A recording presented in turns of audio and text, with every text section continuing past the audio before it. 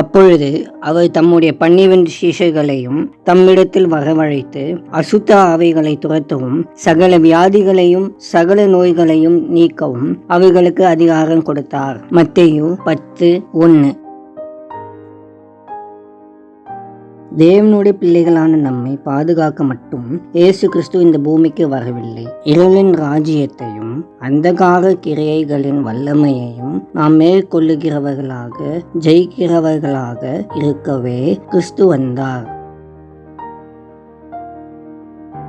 அன்பின் பரலோக பிதாவே, உம்மை ஸ்தோத்திரிக்கிறோம். ஆண்டவரே, உம்முடைய பாதம் பணிகிறோம். எங்கள் வாழ்வில் நீர் செய்து வருகிற நன்மைகளுக்காக உமக்கு நன்றி செலுத்துகிறோம். எங்களை உம்முடைய பிள்ளைகளாக தெரிந்து கொண்டு நீர் தந்துள்ள அதிகாரத்திற்காக உம்மை ஸ்தோத்திரிக்கிறோம். எங்கள் மூலமாய் உம்முடைய நாமம் உயர்த்தப்படட்டும். இந்த நாளில் சகல காரியங்களிலும் உம்முடைய கிருபை வழிநடத்த ஒப்பு கொடுக்கிறோம். இயேசுவின் மூலம் ஜெபிக்கிறோம் பிதாவே. ஆமேன்.